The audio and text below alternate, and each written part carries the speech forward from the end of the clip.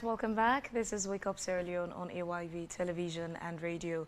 We're live on Facebook, AYV News, and that's the platform you can make a contribution towards the program. Comment or question, but it should be tailored around the issues we're discussing, and then it could make its way into the conversation. All right, and now in our very first segment, with barely 83 days to the June polls, the Political Parties Regulation Commission last week recommended to political parties to ban street rallies. The Commission noted that over the years, these rallies have posed serious threats to the security of the country. But what does this mean to the political and electoral culture of Sierra Leone? This morning, we've been joined in the studio by the National Publicity Secretary of the ruling Sierra Leone People's Party, Lahai Lawrence Leema. Good morning and welcome to the show, Leema. Good morning, Samuel, and I'm happy to be here. Right. And we have Honorable Siraji Rollins Kamara, member of the publicity wing of the opposition All People's Congress Party. Honorable, good morning and welcome to Good morning, Sammy, and good morning, viewers. All right, Honorable, let's start off. The APC is concerned with this ban. What's the position of the APC on this? For the simple reason that we are concerned, tells you that we are averse to the proposed decision or suggestion, because it's still a suggestion. And politics is a time to showcase your strength during campaign. It's a time to show what you have. And of course, to say because of what has been happening, that we can as well ban football matches or sports events, because they are also a recipe for chaos or other things. But if we have a state security and apparatus that is charged with the responsibility of dispensing control and discipline, and the Sierra Leone police should have no excuse but to man that event. So for me, I think this is the only time the people have to get a feel, especially the grassroots who don't even know their leaders, who don't have time to come to the party office, who don't even know where the party office is. This is a time for them to meet, and know each other and just have fun and get excited to vote on the day. And so for us, it is a concern because maybe the SFP is jittery because they don't have the numbers, and so they don't want to feel ashamed. But we want to showcase that we have the strength, we have the numbers to beat the SLPP at all times. Siraji, what contribution does a rally bring to the political parties during election? It motivates the ordinary person to know that, that of course the saying goes, majority carries the vote. People want to see, when they see others, they say, oh, okay, he belongs here. Now I think I feel gratified to be part of the process. So having a rally, especially one that is controlled, of that nature, which is always the case for us, I think it adds value to the process. And interestingly, for previous rallies, we've seen pictures and videos of the same individuals wearing red to dance the APC rally and wearing green to dance with the SLPP rally. So it comes back to, is that really anything that is really solid to go with? That tells you the culture of our country, wherein people, just like when you have a Muslim event and a Christian event, when you have Christmas or Easter, you have a lot of Muslims participating in the event, even though they have no business with. This is the culture we are blessed with, And so... is this politics or culture? What should we focus on here? Well, culture is a way of life. Even in politics, the way we conduct the politics becomes a culture. If we like, I must borrow a page, my brother here, Leema, and I had been on radio programs before. But because we have a culture of respect between us, there had never been any fracas or whatever. So it's the way we portray ourselves. The politics had to move from the way people see. In fact, you look at me, I have a green pen and maybe a red, or some people say, I don't hold a green pen. You don't drink from a green bottle. No, I think we need to move from there. So that's why I said culture. Culture simply is a way of life. So what's the way of life of our politics? To see Leema as an enemy or as a brother? So I think that's the point I'm talking about. Leema, before we proceed on this, what's the SLPP's position as a political party on this? Well, it's something, in as much as we have said, it's in the interest of the states, and for good order, we are in support of that. That is why when the idea was actually put forward to all political parties at the PPRC meeting, our party subscribed. but also as APC was concerned with regards what would be the method of converging in assembly area was also one that we also shared with them for us to see how best there can be a proper guideline that will guide the process of helping people actually reach in assembly areas. And we've seen over time, as my brother was talking, that political victory has not been referenced to the number of crowd you are able to amass out. It has been how much you are able to put your political message out. Well, he's saying it's perhaps you don't have the numbers for the rally dancing. That's why you're in support. Well, let me reference him.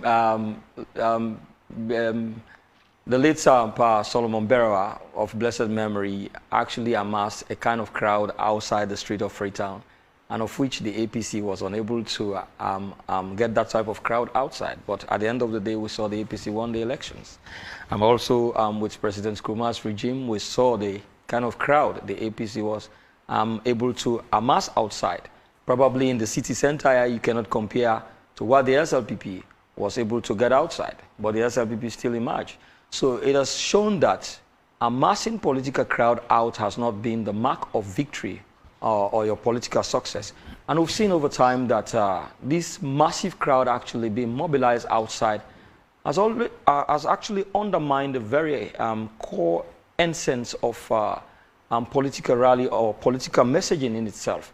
Because the essence of political rally really is to be able to put your message across to Sierra Leoneans generally, not necessarily your own membership, but Sierra Leoneans generally to buy into your message.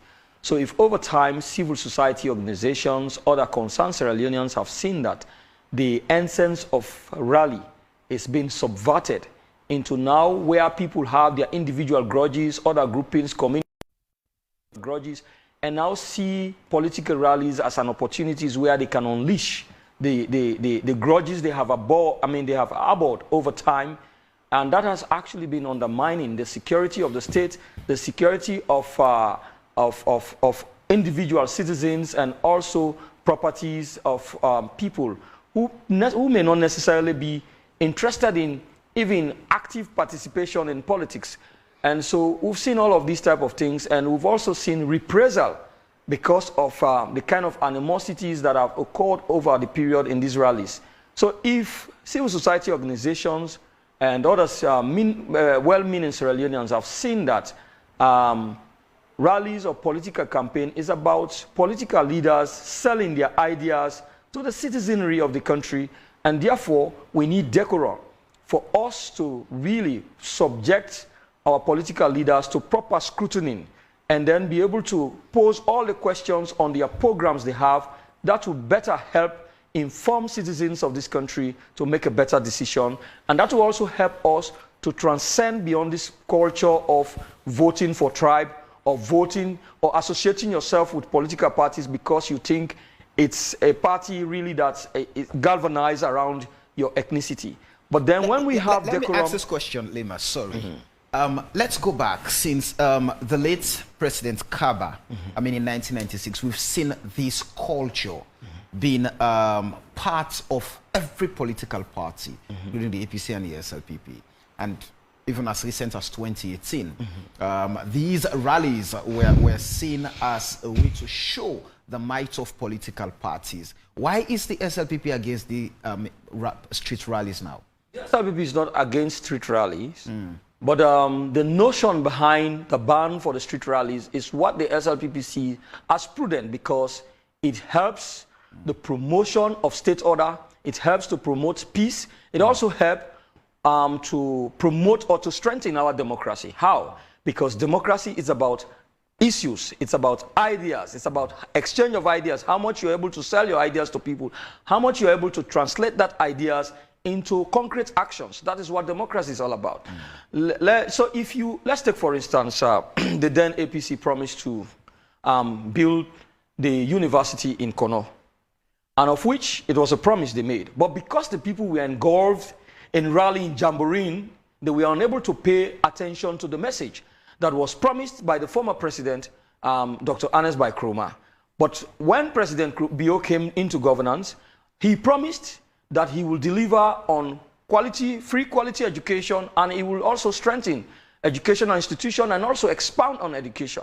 Now, because we were able to put that message across, it was, it became a pressure on the government itself to be able to translate these ideas into concrete actions. And we saw, or we've seen, where those promises has now been translated into concrete actions. Now, as I speak to you, the constructions of the Kono University is ongoing. All of those things. We talk about democracy, and the concept of democratization and elections speaks to participation. And people, at elections, people participate at different levels. So those who are contesting, they participate as contestants. But the ordinary people, sometimes, their own way of participating is going to show solidarity, show support with their political parties through these rallies. Now, how would that affect even the SLPP? Okay, they are not saying don't associate. They are not saying don't identify yourself. What they have said, this it's not about jamboree. It is about assembling, listen to what message your political leaders... Would you want to take the razzmatazz out of politics? Say again? Would you want to take the razzmatazz out of politics? Well, it is the diversion, because normally, in the course of really going deep into this jamboree, other substances are intoxicated, and which enslaved mentality and then loss of control of good order becomes or creeps into the very good idea of really getting the crowd out and to listen to what message their political leaders have for them, and to properly scrutinize those messages and see how best they can ask sensitive questions that will also put those leaders to a task, so that when they are in governance or when they are elected into offices, they now have something to work on. But if at the end of the day you have too much of jamboree, people are drifted from what the message is, and you are unable to put your message across, you are drifted, you are distracted, it's not going to help the situation. Right. And that is why we are saying that the very essence of political rallies or campaign is about putting message across. Continue to stay with us. Let me quickly bring in Siraji. Siraji, let me piggyback. Let's go back a little. Yesterday I spoke with the chairman of the Political Parties Regulation Commission, lawyer Abdullahi Bangura. And according to him, he has, the commission has not received any official denial of acceptance of the ban. They put, two things were on the table. We ban political street rallies, or you agree to go on with street rallies, but sign an undertaking that if anything goes wrong, you will take responsibility. But all the political parties, including the APC, he said, in unanimity, unanimously, you accepted for the ban to come into force. So what are you averse about? Because in his words... Listen, in fact, I'm a little bit perturbed by the attitude of this PPRC chairman.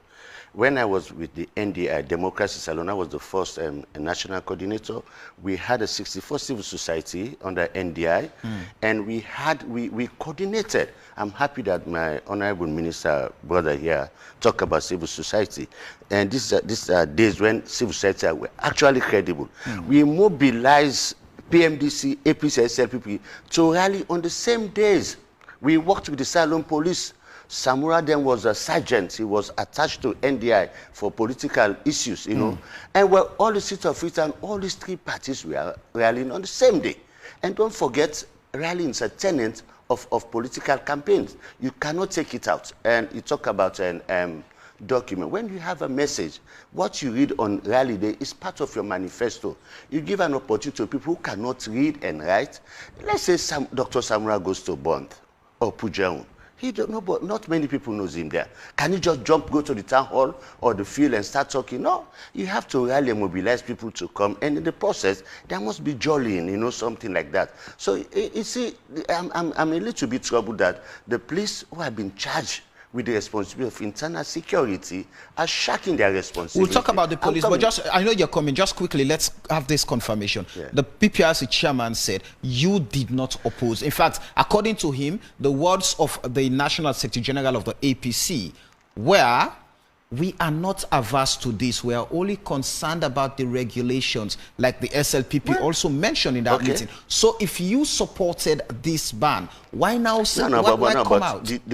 Quote, get me the exact quotes again, because I don't want to... According to the PPRC chairman, the National Secretary General of the APC, lawyer Lansana Dumbuya, in his words, we are not averse to this ban. Well, again, let me say this. Is that a verbal document that they presented to the people that the PPS chairman will expect a verbal response from Lansana Doumbouya? Are you saying Lansana was representing himself and not APC so. as the party? Lansana represented the party, but I would not think, for me, if you present a document to somebody, then you have to ask for a written report rather than quoting him verbally. Maybe, of course, he said it's state. Okay, well, let me say this. Okay, in a formal meeting, even your statement verbally counts. As an energy, it goes down to the minutes of the meeting. Okay, let me say this. He said he's not averse to regulating. That is, let's have the rallies, but let it be regulated. Is that what you understand? I think that's what he meant. No. We can so two things, according to the chairman, right. Two things were on the table. Let's ban street rallies, or we have street rallies, but then the political parties sign undertakings claiming responsibilities for any disruption or obstruction of the peace and tranquility of the state. That is an unjust decision from the PPRC in the first place. How? It cannot do that. I tell you, this is a tenet. You cannot do without it. You know, I don't know, as I said earlier, this is a premeditated ploy to have APC stifled. You know, just like what happened yesterday, just to welcome Dr. Samura Kamara, we saw police on brutal behavior, you know, at mile 38. So this is the fear they have, that even if you have a naming ceremony, Dr. Samura goes there, the crowd will come out. We'll get to talk about the incidents yesterday. Definitely, we'll give you time to So the PPRC should not have even thought about that. He should copy from his predecessors. As I said, Justice Swan was the head of PPRC. But it's a practice that is being that is fading away over time. No. Even in the regions, in the Western world, it's an international best practice. You know, everything that is being regulated. Those countries, let me tell you. Go ahead. Just like when we have, I had the other day members of parliament debating that. For me, I believe that people who are in public service wanting to go to parliament, they can resign 3 months or even when they got symbol. But they say, no, 1 year. They say, why? Because they say they could tamper with public. You have structures that restrict people not to take funds. So if as a member of parliament or parliamentarians are now giving credence to the process, that means the structure they lay have no footing. You know, so you cannot do that. So the same thing here. The police or PPRC cannot run away from their assigned responsibility. Do it and do it diligent. Like yesterday, they tailored us, they told us how to work. We worked. So what is wrong with that? Siraji, if the APC is to support the PPRC on this to ban the rally, on what grounds would you come to terms with that? If APC support the ban on the rallies? Well, for me, of course, you had the introduction. I'm a member of the publicity team. We elected our national executive. They have been charged with the responsibility of carrying out the harmonious leadership, the day-to-day running of the party. So if in their wisdom think that this is a support, I have to succumb. They have been charged with that responsibility. Yeah, so I'm asking now, if the APC as a party is to support the PPRC on this, to ban rallies, on what grounds? What would... Well, maybe because... On what conditions would you prefer? You know, well, like you said, maybe you said, if APC says this and anything happens, then we take the responsibility. What if we have green boys wearing red shirts and come in the presence of rally, they cause havoc on the street, they will now call the NSG, say, oh, APC had messed up there. So on that note, maybe that will be the And that's exactly what was happening in the past. You would have the SLPP rally, something would go wrong, SLPP would say it was APC or others. You would have APC rally, something would go wrong, APC would say it's SLPP and other parties. And because the leaders have failed to create an atmosphere wherein these people who we call ralliers who come and rally are educated, because you can't fatten the pig on the market day. Siraji, if the PPRC is to go ahead with that ban on rallies and do it countrywide, not just in Freetown, but across the country, will that settle well with the APC? Well, if it is regulated and all things being equal, we could, because we can adjust. You take us to the water, we can swim and vote APC. You take us in the air, we can fly. So is your fear that the ban would be only for Western area? suppressing? No, I would not think so, because you cannot be that selective, you know, because even though we have the numbers here than any other place, we are not talking about that. Of course, we expect that any regulation has to be nationwide uniform. So if it becomes a nationwide ban, would the APC be comfortable with that? We've not been comfortable with many of the laws this government make. We have not been comfortable with some of their decisions, but we thrive. We try to survive. So if in the end they decide to do that, we definitely have to succumb, because they have the power. Because you even see the police press release talking about we incumbent government. Imagine they don't even, you see, to draw a line between certain things they don't do. So we know all the apparatus, the instruments that govern us, whether the PPRC, ESSL, what you name them, parts of the central government. So we can just play the game by the rules. All right. But again, I just want to remind about, he said when he talked about the free quality education. But in their manifesto, he also mentioned about the bridge. And the people we are dancing, but they heard about that. The Lunge Bridge, you mentioned about. Yeah, but you launch it even. So what's happened? Okay, no, but you mentioned that because we talk about by Kamara University, we didn't do. You made a lot of promises we are yet to see, you know. So you cannot say because people we are rallying and partying, so they did not hear. You know what? As I said, what we speak to people on rally days is what we have on paper, and that's what you said also. And what you have not delivered, right? All right. So Leema, let's get to it. First, the Office of National Security and the political parties came out when the use of marshals was up, and they said, oh, we need the Sierra police to go on with state security, and we will not allow marshals to police political parties. The opposition raised concerns, said, oh, no, we're concerned because we do not trust the Sierra police to provide us adequate security. And now they are still raising those concerns. Is it that the SLPP is comfortable with this ban because it's the party in power and have all the resources at their disposal for security, and the Sierra Leone police cannot afford or offer better security to the opposition when rallies are taking place? All right, Simon, before I address that question, please allow me to just make some few clarifications. Being the public relations officer of the party, I read our manifesto in and out. It is not mentioned in our manifesto that we will construct Lunge Bridge. But out of goodwill and in the interest, the president's good intention of decongesting Freetown here, the need for constructing the Lunge Bridge actually arose. And at the same time, given the fact that we're trying to improve on the Freetown International Airport, there was also need to ease traffic and see the reason for decongesting the city center as an alternative to the airport they were really trying to bring to Mama. You can cross-check that. So now coming back to the question of whether we are comfortable because we are in power and all. Right. I think, Samuel, I have tried my best to be able to follow how democratic processes worked in other countries. Say, for instance, I talked with some of my Sierra Leonean relatives who are living in Australia. What happened there? You hardly see people do not go on rallies. What happens? Political leaders actually go to goes house to house talking to people about the policies of the ruling government. What do they think? Did they achieve on what they promised to the people? And then some of them will say, okay, I'll vote for these people because they are honest, they are sincere about whatever policies they have. Yes, they achieved this. Yes. Some will say, okay, I will not vote for them because they promised this, they did not deliver on them, they seem to be very dishonest. This is the best way we'll be able to anchor the political messaging of our people, and this is the best way, of our leaders. This is also the best way we'll be able to evaluate what is put to us by political leaders and whether they have been able to accomplish on them, what are the challenges, how they have been able to surmount those challenges they are faced with based on focus they have made to the people, because all of what we put on paper, you're focusing. And when you come to office, you will not also know what other challenges you'll be bedeviled with. And how do you manage those challenges in also delivering on what you have promised? So these are the marks in which you'll be able to aid your citizens to understand how to evaluate leaders who mean well for the progress of the country. Over and above all, the security of Sierra Leone supersedes every other individual interest.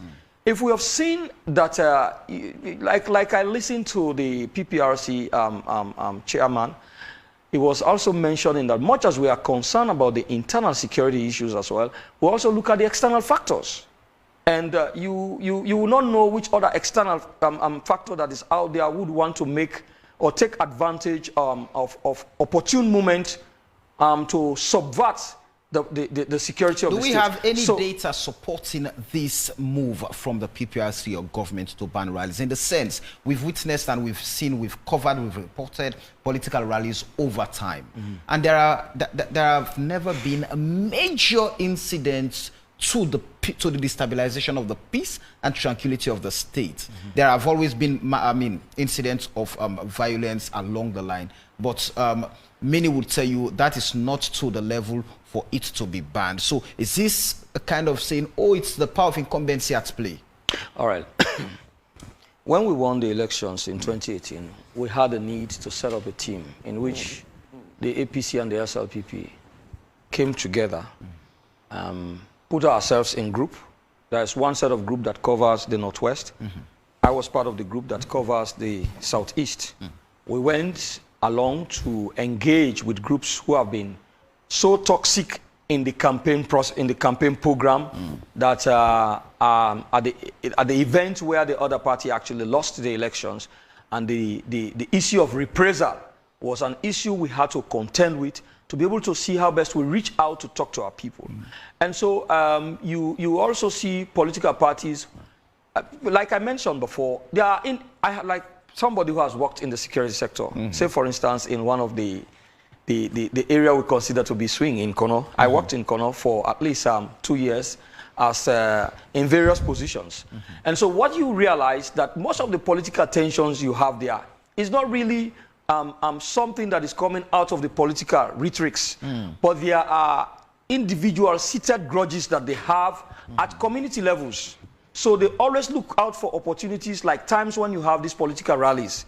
And so what happens? If I have issues with you in the other community, so what I do, if I see you are aligning with one other political party, I align with the other political party. So in terms of rally, I see it as an opportunity to unleash violence or cause trouble for the other communities. So to avoid all of these, this could be also something that the security sector has been able to actually put together to see how much they'll be able to decide to calm down the tensions, the toxic nature in which we approach our politics, and to also minimize the hate. Because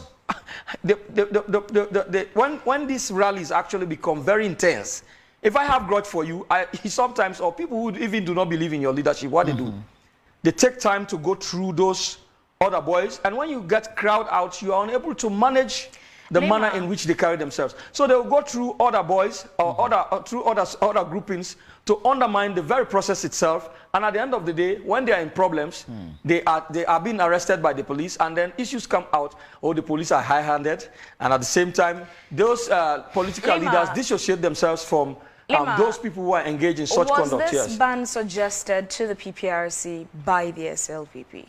Well, I was not in the meeting, but according to the Secretary General, this was a concern, like I mentioned, like you even listened to the NCD representative here yesterday. These are concerns not just now, that concern Sierra Leoneans who mean well for the peace and security of this nation, who have seen that the ideals of democracy or the ideals of political rally is drifting away and is also being replaced or substituted with the issue of violence, or also unleashing grudges people have harbored over time. So this is also a culmination of what they have done to see how best they will be able to minimize, so that this does not lead someday into anything that will relapse Sierra Leone again into the 11 years brutal civil war that we are just coming from. I'll ask you again, Leema. Was this ban on rallies suggested to the PPRC by the SLPP? Why would it? No, I would not know.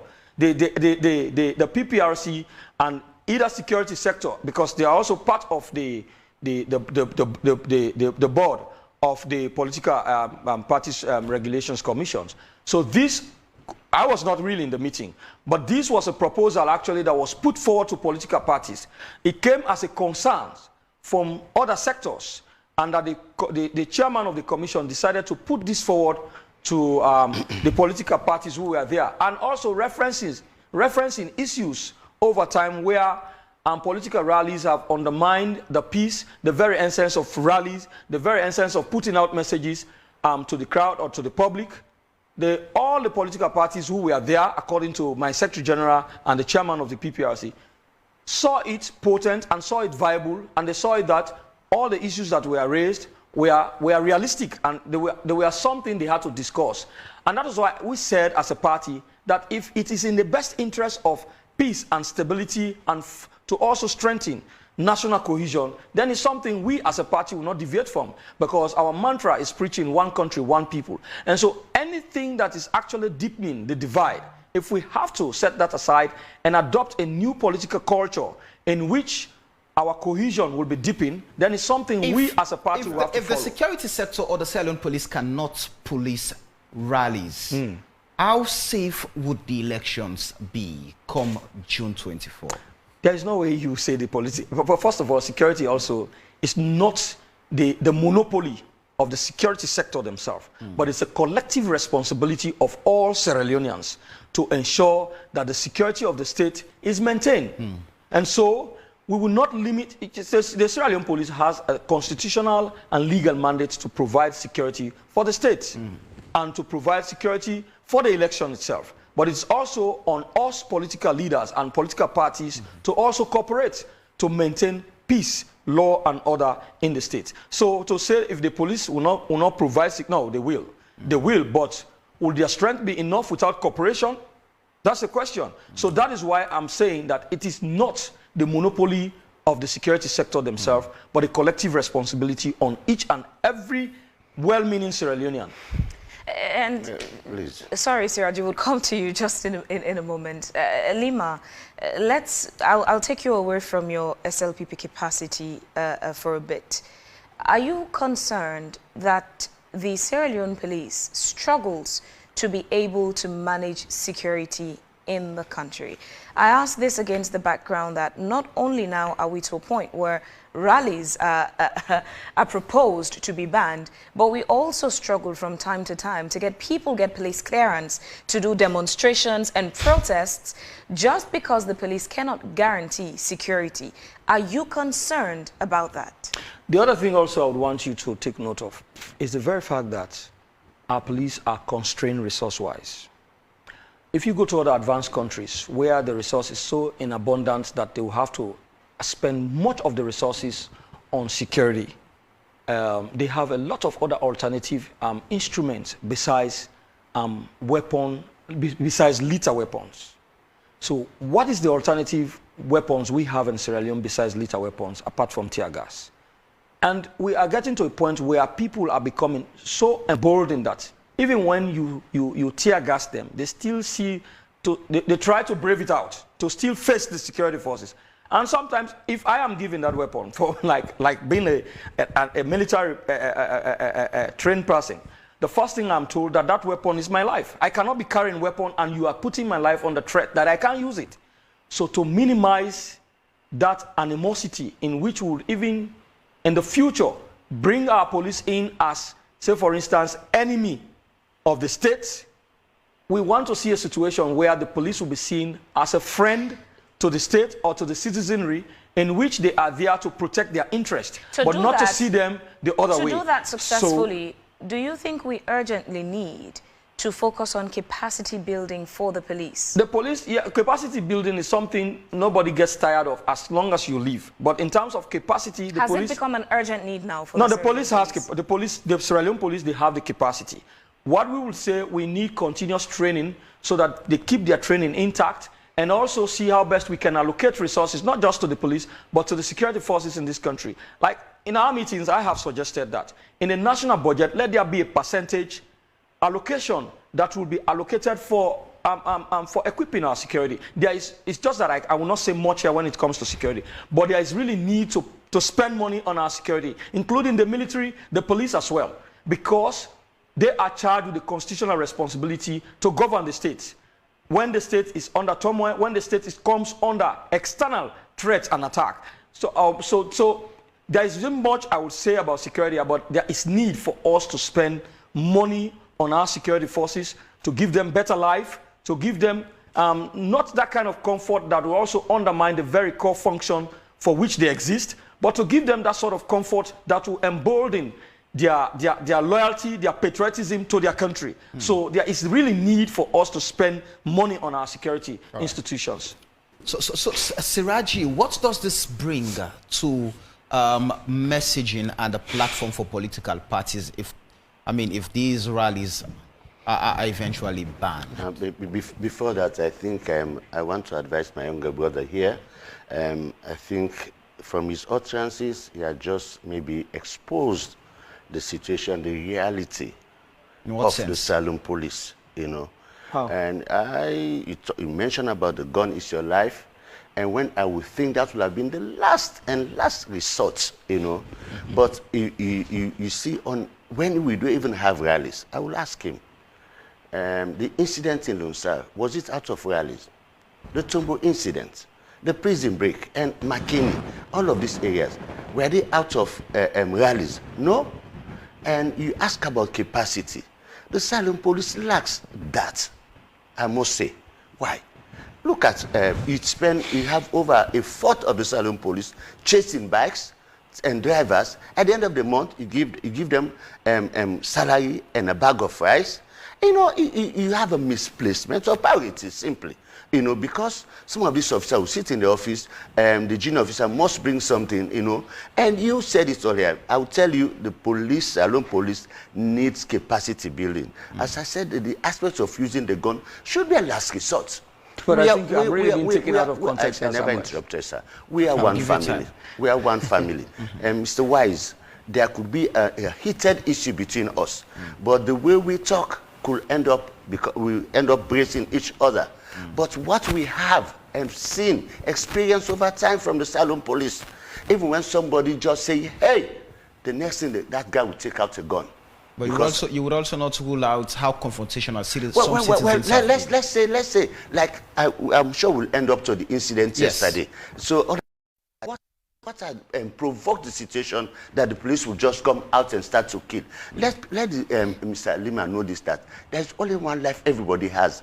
The moment you take it from him, it cannot be reversed. So that's why the police should put up the greatest attention or the care to make sure that using the gun should be the last resort. Even the police have suffered loss. Some police officers have been killed. Because they have not been professional to an extent. We saw the same incident, the so-called August 8th, you know, which I didn't know how it happened, and it happened. But look at what happened. There were two sets of security personnel, the OSD and the Salon military.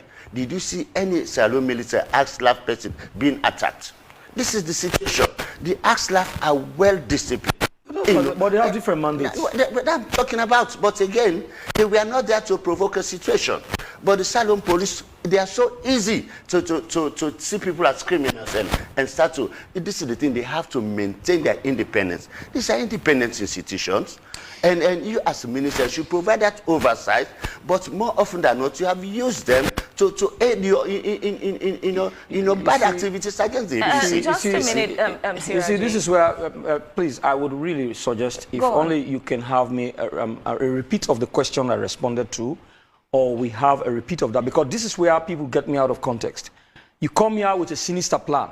I come here very open-minded, I come here genuine, and when I talk, you want to subvert that. I was merely responding to a question the young lady asked, for us to see how best to salvage the situation and to tell you what are the constraints the security forces are actually grappling with, and how much we are also able to understand their situation and how we as citizens can respond. And you are not trying to subvert that to make me look bad. These are the things I don't like. Because by the time I leave here, it's something different you begin to see on the social media. This is not good. Now you are even going, telling the public, you are a minister, this is how you use people. This is wrong. Yes, but that's the fact. Can you please help us have a repeat of that, please? Gentlemen, in a because this is where you go wrong. No, but this is wrong. This is not how, no, this is wrong. Gentlemen, Siraji, just a minute. Leema, we would be going for. This is wrong. We would be going for news summary in a minute. Please, after that, let's have a repeat of that. Let's analyze it properly so that you understand. Yeah, we could also give you access to that footage much later, where No. You're He's beginning to show here his shrewd nature, and this is what is wrong. No, you are shrewd. The good thing is the content is on our Facebook platform for clarification. No, you've been shrewd. But You are not gentlemen, sincere. This is wrong. just before we get distracted and swayed away from the conversation we're having, Leema, on a scale of 1 to 10, where would you rate the performance of the Sierra Leone police? We can put them on 7. On 7? Yes. I ask because 2018, when the SLPP was in opposition, I recall you had several concerns with the way the Sierra Leone police carried itself. For instance, when there was the disagreement, I wouldn't like to say riot or fracas, at around your party office, the police were firing tear gas directly into the SLPP party office. And during your media interviews, you had an issue with that and you called the Sierra Leone police unprofessional. From that period to now, what has changed that you're rating the Sierra Leone police 7? Not just tear gas that was fired into our office. My own office had a live round shot in my own office, and they were even desperately looking out for me. But as skillful and well-meaning as I am, I was actually able to evade their attack on me. But let's look at what the APC did. I mean, how the APC actually led the SLP. Now, the SLPP office was vandalized. People were beaten. People were brutalized, raped. That has never happened in this dispensation. That has never happened. For even, let's reference what happened in their party office. Their Secretary General, Ambassador Osman Fodi Ansani, had a press release out, calling on his membership to come out on the streets. He was calling a mass crowd out, and with a caveat that they await further instructions that had a political, a security undertone, and they were cautioned, yet they did not listen. And they also assembled people in their party offices, and you would not tell what intention they were up to, given the nature of press release that they actually came out with. And the security forces, the police, cautioned and admonished them. They did not listen. In fact, to some extent, they even started confronting with the police. And so the police had no option but to get them out of that building for their own safety even. And that has been entirely different from how the SLP was led. In fact, there was a commission to the effect. You had the you had the Shias Moses Commission, and there were recommendations even to the effect, which were also not followed. So it is completely different from what we are talking about here. No. So are you saying the professionalism of the Sierra Leone police is reflective on the leadership of the government? Definitely not. Okay, continue to stay with us. All right, welcome back. This is Wake Up Sierra Leone here on AYV Television and Radio. We're broadcasting on 101.7 FM and on channel 33 in Sierra Leone. On DSTV, it's on channel 399. We're also live on Facebook, AYV News. That's where you can actually be a part of the conversation. Just drop a comment or a question about what we're discussing, and in a moment would find time to factor in some of your concerns. Leema, before we left off, I was asking you, is the professionalism of the Sierra Leone police displayed a reflection of the leadership we have in government? Yes, certainly. Because it is the leadership guidance that is provided for them that is that they are able to operationalize. But at the same time also they need an independent evaluation of whatever guidance they have, because they have the constitutional responsibility to operationalize policy directives of government. And that is why they have the senior management who draw up their strategic plans, and their strategic plan is in tandem with the policy of government for their own constitutional mandate. And so in every situation, situation in life, the success or failure of every institution largely can also be counted on the leadership directives that the institution or situations is prevalent to the people. If, for instance, you have a government who has actually come up with its manifesto commitment, what is the intention of that government for the security forces? And it is on that the institution draw up their own mandate. And if that is not in line with their own policy guidance, then that is where decisions are also taken. But once the police or the security institutions or the institution itself draw up their own strategic work in line with the policy directives of what the government or the structure has, then you will be able to determine their success or their failure, depending on on the type of leadership that is provided for them. With that submission, Siraji, how would you rate the Sierra Leone police performance under the leadership of the SLPP-led government? Two things first. One, I see a situation wherein this is a perennial problem, not just under the SLP, but even previous governments, wherein, like Leema's minister, he will not know the true picture, because once he goes to check, those that are around will want to present, good things to him. Like, let's say President Bio is going to Lunsa, they will make sure that they fill all the potholes. So for people like them who regulate or direct supervises the police, I think they may not be open to know certain things like some of us do. So I pity him, because once he asks, they what we call in communication polite response. They tell him what he wants to hear. But also see an element of the normal saying here, orders from above, because once the government supervises the police, then they have to dance to the tune of the government of the day. And that's where I said the police should be independent, and we want to see some professionalism. We want to thank the British government. Let's get to talk about the police in the next conversation. Let's just try. But she asked me a question, yes. so I'm coming to that. About grading them, of yes. course, Leema gave his analysis. But I will tell you, when we were removed from Parliament on May 31, 2019, we marched from the law court to our party house.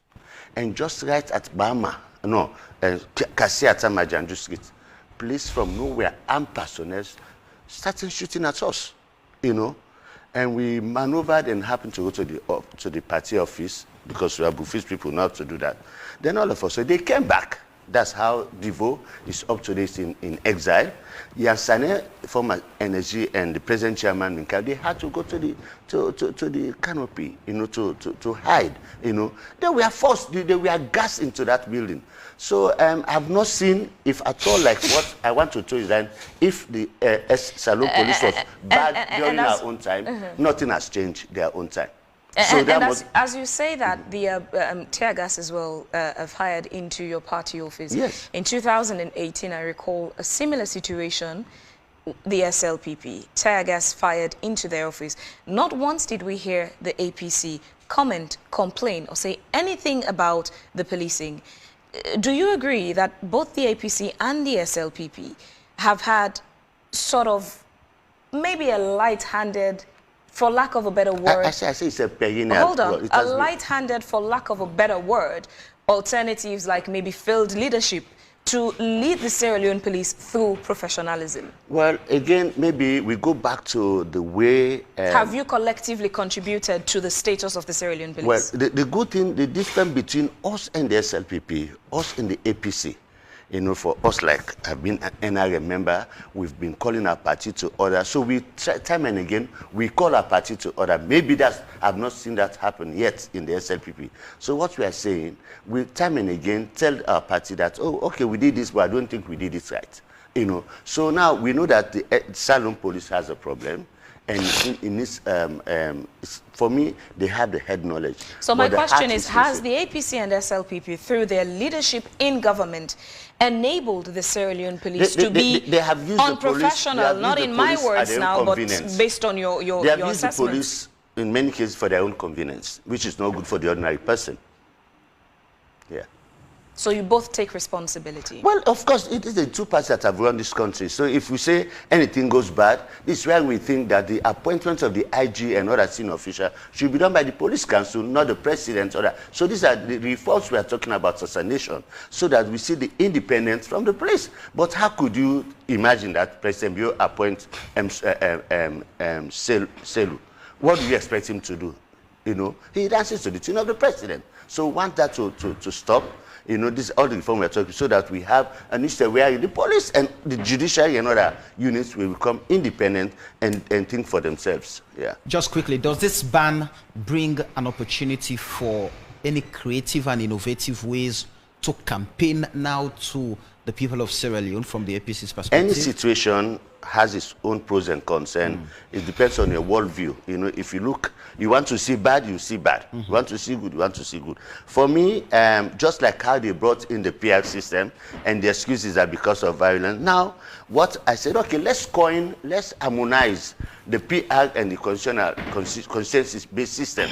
So instead of having by-elections, if Siraj is going for consensus 127, let's have another person as a standby candidate in the event he dies or he got an appointment. So we don't have a by-election, just like they are doing now in the PR system. So the same thing about what you asked now. You know, we can also do such things and avoid this. We can avoid the street rallies. Can have town hall meetings where people come and they listen to the message and they take it home. And of course, people have to come in bits one after the other. The little drops make a mighty congregation. So at the end of the day, how do they go? You know, if they felt good after the message, they may want to go home dancing. You know, but do you collaterally up? So more or less, we cannot tight the bolts and not tightly that we cannot leave room. So I would say it should have been a process. This has been our culture for years. How do we move from a certain level, not from 100 to 10, but 100 to 75, 50? We cascade things in a way where, at the end of the day, by the time we come, he came, once we were off camera, he came up with a salient point, which is good. He also mentioned that we don't even know about the external forces that might want to intrude into the system. But again, if we just think about that without having a concrete strategy, we'll fail. So what do we do? You know, we cannot just satisfy one element and leave the other. So we harmonize. All right. So we come halfway and see how we move on. Let's move on to, we have so many messages, but we'll take them in a minute. Let's move on to the other issue now. The incident yesterday at mile 38 between your party and members of the police force. Now, your party has put out a statement claiming it was an assassination attempt on the life of the presidential candidate. Isn't that too alarming? It's not too alarming. When you see an armed personnel, you know, thank God I watch it here. I just think it's just like social media. Maybe you are the people who should be even credited for that video that goes viral now. Even a blind man would see the event, the deaf will hear what happened yesterday. Fortunately for me, I went to my hometown, Lunsar, and I didn't even know that Dr. Samura was coming yesterday. I thought he came the day before and he passed. But so when I reached Berry Junction, I saw these guys moving. So, oh, Dr. Samura, somebody announced, Dr. Samura is just 2 miles away. So I stayed for a while. Then I said, no, I have to attend a very important event. My son got locally engaged yesterday. So I'm a big man now. I'll soon be a grandfather. Yes, very proud. Congratulations. You know, thank you so much. So I drove ahead. But believe me, when I reached my 38, what I saw was very alarming. I called 2 members of Parliament, I said, what I saw in my 38, I said, it's not good. I said, please, have guys, since you are controlling the procession, let it be controlled. I said, because it's not. I saw huge trucks of ASLAF, you know, of course, you don't go with empty trucks. They were all deployed.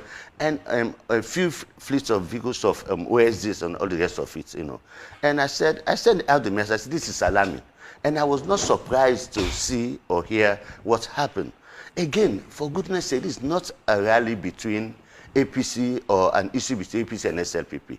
This is somebody being welcomed. And I read the police release. It's so sheepish, you know. Sheepish in what sense? Yes, so, for example, again, the police saying that they had a gentleman's agreement. Well, again, I don't know. I just don't know if they are gentlemen in politics. If they are genuine enough. But there was a notice to the effect the day before. They thought Dr. Samura would cross on the 1st. And they alerted all the I have the notice I sent there. They alerted all LECs and what have you to make sure that they prepared them for that. So now they say they went on a gentleman's agreement, which is very uncommon with silent police. Silent police usually write and they sign and say this is an agreement. But a gentleman's agreement, because they know if they had published anything and it goes to the media, it will have been a backlash on them. So that's why they said a gentleman's agreement. But again, you are not dealing with Dr. Samura anymore. You are dealing with the leader of the All People's Congress, the largest and biggest party in the country. You know, so on that note, you will expect that Dr. Samura will not come like Sirajin and just drive by. You know, each major town or junction, it will have followers. It should be expected. And that's why the professionalism of the police was expected to, you know. And in the moment he left Potloko, Lunge to Potloko, you will know that from 5 will be 10 cars or 15 cars. There are MPs there who want to follow their leader. You come back to Bege Junction, Mashaka, the crowd I saw in Mashaka was very alarming, you know. I said, wow, just a short notice like this, it shows the popularity of the party, the love they have for the party, and the candidate. But to my chagrin, when I reached at my 38, you know, I saw all the security guys as if it reminds me of the days of the Rebel War, you know, where they will hide, you know. And you saw that was the guy pointing gun, you know, at people. For what? So what they would have done, it would have been very simple. Samura is coming. Open the gates. In fact, that place by 38, I have issue with that. They call it a security checkpoint. It's a prayer point. So what if when the police have prepared for 10 vehicles, as they claim to have agreed with the APC to welcome Dr. Samura Matthew Wilson Kamara, they've prepared for 10 vehicles, so I mean they can adequately police that crowd. And at the end of the day, they are claiming, oh, the vehicles go to 50, and that would they drew unnecessary attention. In what sense? They drew unnecessary attention. It was pre-machinated so that they create this kind of atmosphere. Oh, we asked him to go with 10 cars. Now he has flouted. You cannot do that. The police should not have even thought that way. You know, they should not have done that way to say, "Oh, allow you 10." It's impossible. You know, my daughter will say impossible can't. When something is impossible and cannot, you know. And you know Dr. Samura is coming from his stronghold to the city. It's no rocket science to know that there will be cars joining him on the way. I saw people like Yvonne, actually, they even go as far, they were just around the Waterloo, Allentown axis. So had they gone there, it would have been super massive. But again, what's the crime there to have somebody following you? Let's piggyback on the agreement. Was there a gentleman's agreement between the Sierra Leone police and the APC? And that's why I said I blame the police, because I've never known them for gentleman's agreement. They do everything in writing. And you sign. Okay, this, you know, in the situation of that nature, they knew Samura would have signed, you know. I would not agree with that gentleman's agreement, definitely. So you're saying there was no gentleman's agreement between the SLP even if it were, and APC? It was not in place. You don't do that. You don't do that. Let's tell the police, we are not living in a police state. Let them know this, that the man is coming. This is election period. You should expect that. All you need to do, make sure that I remember I've been up country and President Bio was coming. Believe me, 30 minutes to time, they've removed all the poles, you know, no check, you know. Even commercial vehicles will have a field day because President Bio is coming, because they know he's coming with cars. All right. Yes, so you can't do that. Let's bring in Leema. First off, I would love to ask you in the capacity as Deputy Minister of Internal Affairs, someone responsible for the internal security of the state. We've seen the police have put out a statement on what really transpired yesterday and how they claim the APC breached the agreement they had. What does the government under your ministry make of yesterday's incident? Well, I think the Minister of Information, if you have to look at it from the government perspective, the Minister of Information or the Ministry of Information is in a better position to talk about that. Or you invite the police PR to talk on their press release. So, okay, let's go to, as a party, are you concerned with what happened yesterday at Mile 38? Well, as a party, if it has the tendencies to undermine the security in the city, and then the police have seen it and they have given, they have admonished, and then you tend to violate or breach that admonition, then the necessary force that is required to subject compliance will be instituted. the force you supervise as Deputy Minister of Internal Affairs is being accused by the APC, one of the two towering political institutions in the country, of trying to assassinate their leader and presidential candidate for the 2023. How much of a concern does that bring to even the security of the state? That is a misplacement of concept. Because you say state security. Why would a state security come to assassinate an individual citizen? What was he doing? What was he up to? For you to have conceived the thought of assassination, then you are up to something subversive. Other than that, you cannot ascribe assassination to a state security institution. No, that's wrong. It's out of place. Are we as a nation looking at what is really happening at this point and looking at the fact that Sierra Leone is named among the most fragile states in Africa, and with the fledgling democracy we have, where are all of these happenings putting the nation and the security of the elections come June 24th? All we need to do is to be sincere. Whether you are in SLPP or APC, let's be sincere to Sierra Leone. Because Sierra Leone is what brings us together. Initially, those who were early settlers into this country were never operating in this level of toxic nature of hate for one another. And I think it's about proper, again, we begin to go back to our history and try to understand how our people used to live and begin to acculturate that again into our own current generation, other than looking at politics as do or die. No. Somebody has to be in leadership position for a certain number of time as prescribed by the Constitution, or even as his or her own destiny requires. We need to put Sierra Leone above our individual interest and be sincere to the peace and progress of this country. You know, let's run through some messages. We have many messages that have been sent in, but let's just take a few. Usman Muhammad is saying, I know I dropped the question as a comment, and okay, that's not so clear. Ishmael Kamara is saying, ban or not, me already know the leader, just disturbing his peace, but anything that has date will surely come to pass. Just weeks from now, everyone will be over. Trust the process. Okay. Samuel, please do. All right. Mohammed Kabwe is saying, we're pleading to our politicians who are seeking for power to sensitize their followers to maintain peace and stability of our country.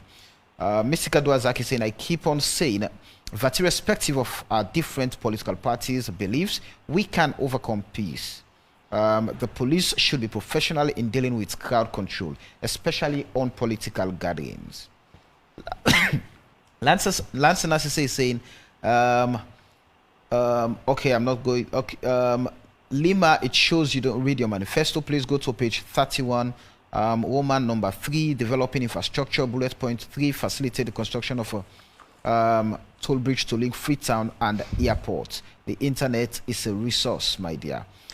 Fodebundu is saying the police should be independent, but that is difficult in the African setting and other parts of the world. The police should be doing ongoing trainings. IBS Bangura is saying, Samuel, my brother, the president, Mada Wunibiyo, has made it clear that his security forces cannot provide security to all its citizens in the country. Alhaji Kamara Tijan says that's why ECOWAS has banned the Sierra Leone police for peacekeeping. IBBS Banks. For the police, we need to take the appointment of the IG from the president, and vice president should not head the police council. Manso Kanu says, what are the roles of the police? They are paid out of the national consolidated funds. I think the police should be independent in all of this. Chris Javil Typis is saying, which peace and stability is this man talking about when they are abusing our constitution every day? Even the teenagers know exactly what is going on in the country. Sierra Leoneans, please vote wisely for the betterment of the nation. Abdul Hadi Sanko is saying such engagement needs to be looked at, and let us be warned to beware of what is ahead of us. Kathab Ukuruma, Samuel, this ban is part of the security because according to my estimation, this upcoming election will be hotter than the previous one. Lansana Sise says Leema has confirmed that the action and behavior of the police is a reflection of the central government. I know his answer could be due to his anger and as a result didn't understand. I'll just skip that. All right, Mohammed Kanu said we're not seeing good governance in Sierra Leone, and that's the reason we voted APC out of power with the aim that SLPP are going to bring in good governance in the country. But as far as SLPP is concerned, we rather have the mighty APC back to power because they focus on peace, unity, and development. I think this is the main reason why elections are held. To have a peaceful, sober-minded leaders in governance and not you do me, I do you back. Mohammed Kagbo says we're pleading with our politicians who are seeking for power to sensitize their followers to maintain peace and stability of our country. All right. The theory of utilitarianism speak about the government will do everything to maintain the peace and stability of the state, Ishmael Kamara is saying. Ishmael again says it's better there is no street rally before we grow grudge and pointing fingers to an individual which will lead us nowhere. Together we can achieve great things. All right. This message I will take saying the government cannot deny the fact of assassination attempt on Dr. Samura Kamara. The incident yesterday was a clear manifestation of how the security forces are being used to cause unrest in the country. Do you want to replay that video? Ibs Bang says 100% support for street rally. All right. Dr. Frederick Lawson in the United Kingdom is saying there seems to be a misunderstanding of the meaning of democratic adherence and the purpose of political rallies in various quarters. The issue here is the ability or inability to control those so-called rallies. What really happens is street carnivals. This involves incessant dancing and masquerading. This goes outside the bounds of political rallies, and that's when violence and other vices occur. People make comparisons with other countries where rallies are done properly. I don't know why someone should travel from Kisii to Brookfields to attend rallies where they will not be voting. I believe rallies should be held at locations within the boundaries of various constituencies. The way various groups are poised against each other is a recipe for uncalled for violence. Meetings and rallies must be held in controlled environments. Otherwise, they can easily degenerate into street carnivals with their attendant consequences. Belgium Banks Senior says, let them campaign on radio stations and TV stations, please. All right. The final message I would take is from Ibrahim H. Kuruma. Let's allow the Constitution to be referenced in all of our political activities. The current government is really suppressing the opposition. Coca J is saying, 1 year to elections, we've seen all kinds of law to prevent some set of people. Injustice keeps on rising every day in the country. Gentlemen, let's allow you to quickly respond to some of the messages we've gone through. We have hundreds of them this morning on Facebook, unfortunately. And just the last one I'd read here is from Manso Kanu, who says, our state institutions that are supposed to be independent are not. The blames are on them. Gentlemen, your response. Let's start off with you, Siraji. Okay, thank you very much. I think I want to take a peek from the texter from the UK who talked about rallies to be controlled, like somebody coming from Kisii, coming to Brookfields for rally. It makes sense, because if he lives in Kisii or she lives in Kisii and he comes all the way to Brookfields for a rally or the stadium, he will not have to vote there. But as I said, this is an opportunity. Like when you look at the ECSL calendar, before, they will tell you that you have a day, today you have this day to rally in Freetown. Not that you have a day for Kisii or Brookfield. So what you do, you try to mobilize what you have, and so that you go and hear the message all at once. And that's why we have the stadium. But as I say, it's good, maybe it might not be super effective in some cases. So as he said, we could control these rallies, and this is where management comes in. Now it's a PR system, and so as a district block for that matter, maybe we will now have to tell people to do things within the precinct of the provision of the district block system. But again, as I said, rallies give an opportunity for followers to know what the leader is want to do, you know, because not everybody can read. So moving forward on that, I want to commend his text, and I think in the future, these are the things we need to talk about. As I said, we cannot move from 100 to 10 or 0, so we try to harmonize things step by step, you know. And somebody talked about change, and of course, President Bill, one of his videos, said, people are asking for change, people are demanding for change, but what type of change? And this is what has even cooled us now. We ask ourselves, we ask for change, we got the change, but what type of change? And the change from sanity to insanity, a change from normal to abnormal prices, you know. Somebody just sent a text that if you have money, go and buy fuel because prices will soon go up, you know. All of these things, we are living in a situation where you don't even know, not even tomorrow, you don't even know what the next hour will be like, you know, because of uncertainty of government. And we, of course, Leema was asked that, I thank God I didn't read the manifesto. Somebody quoted the exact provision in the manifesto about the bridge. So maybe Leema wants to be able to me like how Awoko was doing to us in football. He will quote some provisions that are not in the constitution. So maybe Samura will want to tell you that provision and read it, that you have the bridge in your manifesto, you know. And lastly, I want to say, somebody said, pleading for us to keep the peace. I think that should be key. And I believe that. I believe you might believe that as well. Politics should not be a matter of life and death, you know. And this is why we are so concerned about the attitude of the police. You know, the police should be independent. You don't know, tomorrow Dr. Samura wins. What will you have to do? You have to serve him. So what we are pleading here is that let the instrument, the structures that have been charged with the responsibility of providing security for the state, try to be apolitical. Let them try to create a situation wherein, in the event a change happens, they will not be looked at. Like somebody that security was shooting, somebody took his picture and said, I know where you live, I know your child goes to this school. We don't want those messages. But why did he do that? You know, and over and above, maybe looking at the porous and toxic situation leading to 24th of June. Because sometimes it say June 24, people say the election will be 2024, but 24th of June election. I will also, as we have short-term observers, long-term observers, I would also want to say, can we have security observer mission? You know, because this we say in Kalango, Mario de Gosina, the bachelor team. What you start to see now, you know, will quadruple, you know, on the day of election.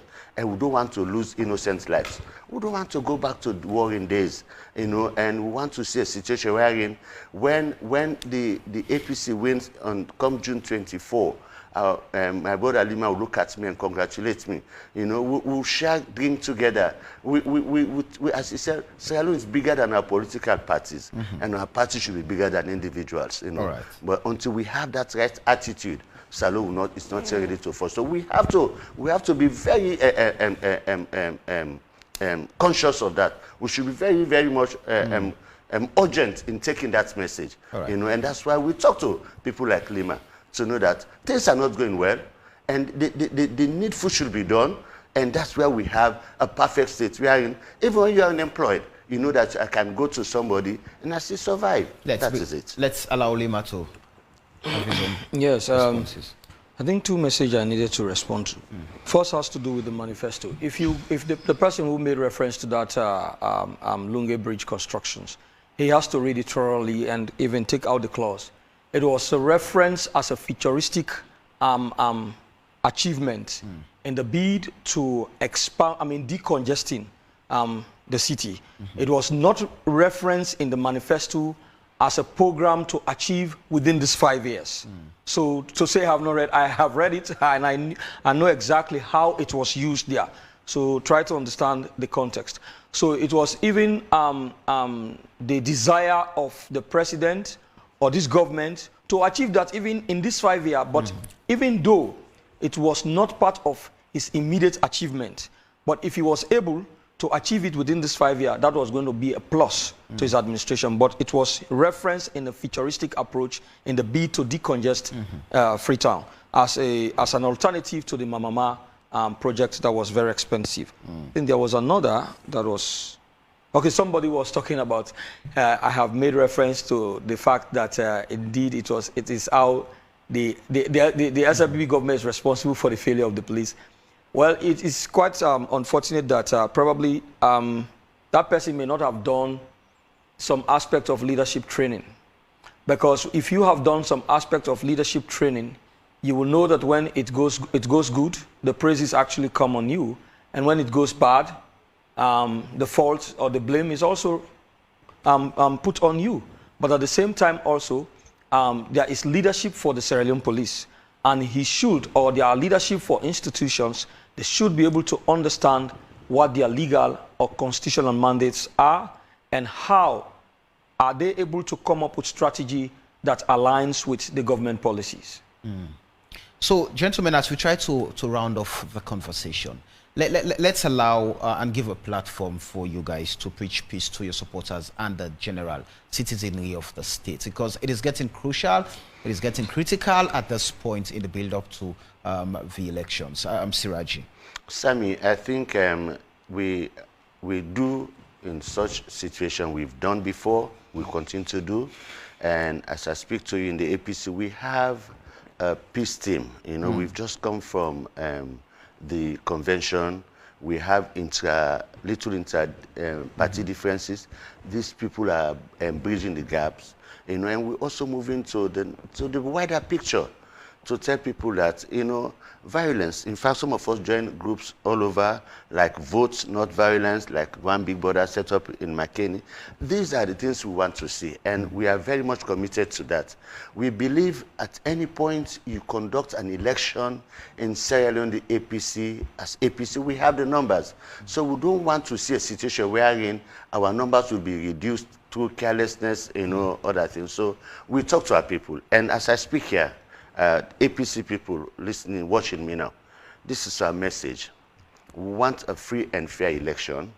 We know we will win, but any careless behavior means that you could be in prison and you will not vote, or you might even be handicapped by anything or even killed. We don't want that situation.